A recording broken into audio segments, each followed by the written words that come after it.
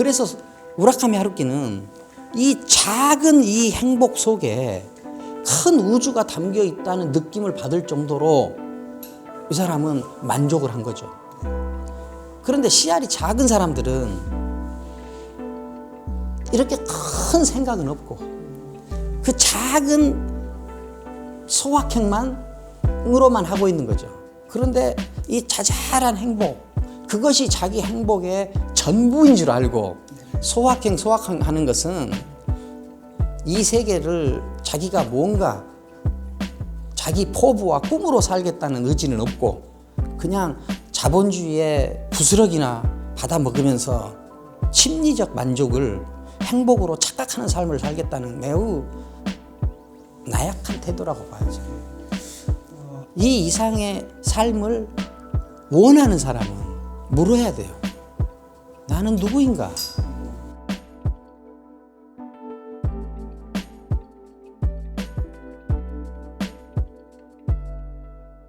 교수님 고독을 굉장히 강조를 했었어요. 그렇죠. 예, 예. 인간이 고독하지 않고는 독립적인 주체가 될 수 없다. 예, 예. 근데 지금 현대인들은 특히 젊은이들은 틈만 나면 뭐 SNS하고 막 주변의 사람들하고 예, 예. 그랬었습니까? 그거하고 고독과는 상반된 개념입니까? 하면 그러면서도 고독할 수 있는 겁니까? 저는 그 고독하고 외로움은 일단 구분을 해야 되거든요. 소극적이고 부정적인 의미에서 느끼는 어떤 그 소외 현상, 소외 심리 이걸 저는 외로움이라고 봐요. 예를 들어서 누군가 없을 때 네. 어떤 그 쓸쓸한 마음이 드는 거, 네. 다른 것과 의존해야만 내가 편안해질 때, 네네. 이거를 외로움이라고 그러거든요. 외로움에 빠진다는 것은 내가 나를 지키는 것이 아니라 다른 나 이외의 것이 혹은 이외의 사람이 나를 지켜준다는 뜻이거든요. 내가 주인이 아니에요. 외로움 속에서는. 그래서 저는 외로움은 이거는 굉장히 약해진 상태라고 봐요. 그런데 여기서 고독은 자기가 자기로 되어 있다는 느낌이거든요. 자기가 외부의 어떤 것으로 만들어졌거나 외부의 어떤 것에 기대해서 존재하는 것이 아니라 내가 나로 존재한다는 이 마음, 이 심리 상태, 이걸 우리가 고독이라고 하거든요. 근데 이것이 왜 중요하냐면요. 자기가 자기로 되어 있다면 일단 뭐냐면 인간이 개방적이 돼요. 집단의 공통적인 이념을 수용하는 사람은 그 집단이 공통적으로 가지고 있는 그 이념에 의해서 폐쇄적인 사람이 되거든요. 그런데 자기가 자기로 되어 있을 때는 궁금증과 호기심을 기반으로 하기 때문에 궁금증과 호기심은 또 이게 개방적인 상태란 말이에요. 그렇기 때문에 자기가 자기로 되어 있는 사람은 개방적 자아고 자기가 우리 가운데 한 명으로 존재하는 사람은 폐쇄적 자아예요. 근데 자기가 자기로 되어 있는 이 상태를 우리는 고독한 상태라고 그래요. 이때 이 사람은 대답만 하지 않아요. 질문할 수 있어. 그리고 개방적이기 때문에 매우 예민함을 유지할 수 있어. 깨어 있을 수 있어요. 그러면은 질문할 때만 인간은 자기 자신이다. 독립적 주체다. 이 독립적 주체란 말에 다른 말로 하면은 고독한 주체다. 이렇게 말할 수 있거든요. 그 교수님은 우리나라뿐만 아니라 외국도 많이 경험이 있을 텐데 우리나라 젊은이하고 외국의 젊은이하고 고독과 외로움에 대하는 태도가 다릅니까? 저는 비교를 하면은 좀 이렇게 신뢰가 될 것 같은데 고독한 존재는 꿈을 꿔요. 외로운 존재는 현실 속에 이미 있는 구조의 한 모퉁이를 차지하려고 몸부림을 쳐. 꿈을 꾸는 자, 황당한 자거든요. 이 자들은 씨알이 크고 굵어요.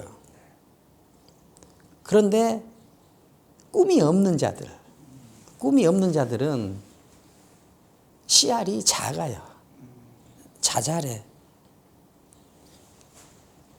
위대해지고 싶은가? 아니면은 지금보다 더 나은 내가 되고 싶은가? 하려면은 그 사람 자체가 씨알이 크고 굵어야 돼요. 그렇다면 인간은 그렇게 씨알이 큰 인물이 다 돼야 됩니까? 그 인물이 되도록 해야 되죠. 인물이 되도록 노력을 해야죠. 왜? 씨알이 작은 사람보다 씨알이 큰 사람이 더 독립적이고 더 자유롭고 더 풍요로우니까.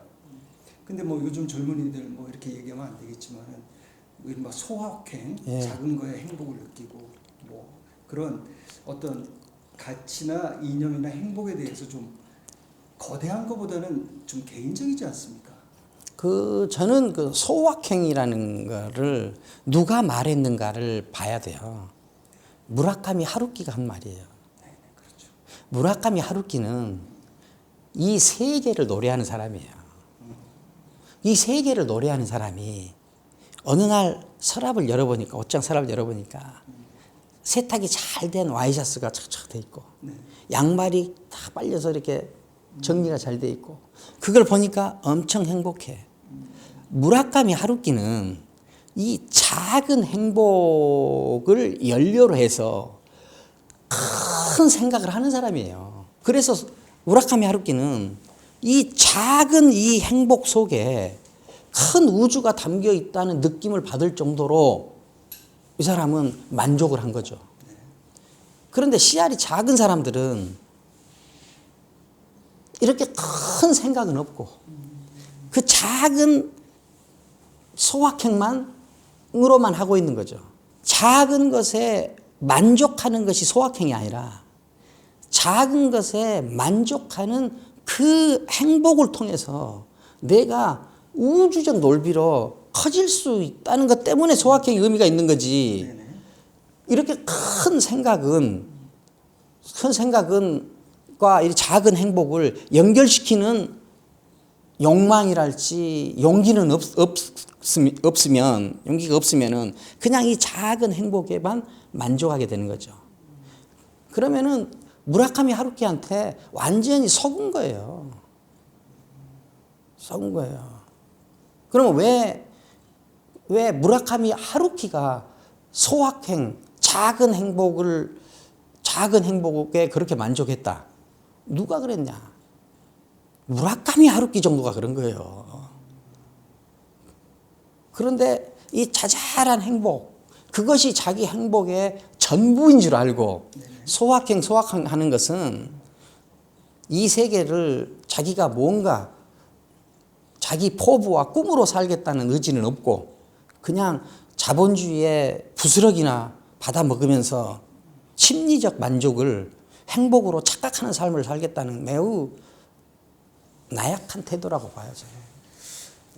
그렇다면 교수님, 젊은이들이 교수님이 여태까지 얘기한 것처럼 창의적이고 상상력이 있고 고독을 즐기고 이런 기본적인 인간이 되기 위해서는 어떠한 생활태도, 어떠한 평소 수련을 해야 되죠?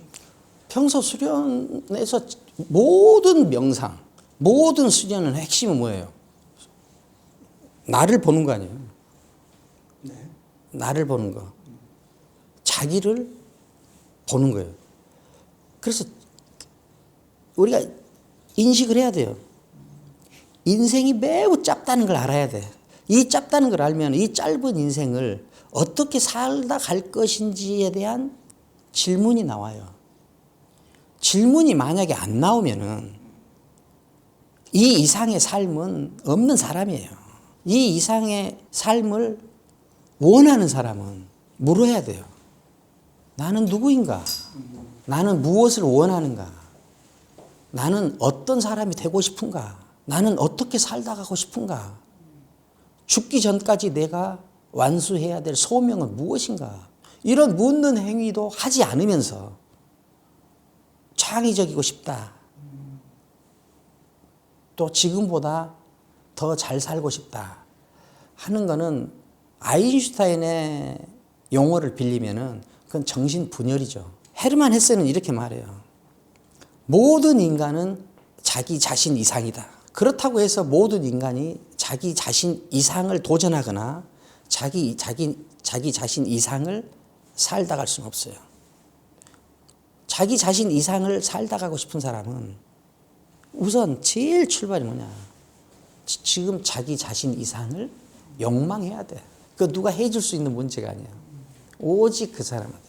자기 자신 이상의 삶을 살려고 하는 인간의 모든 목적은 뭐냐? 모든 여정은 자기 자신을 향해서 걷는 길이에요.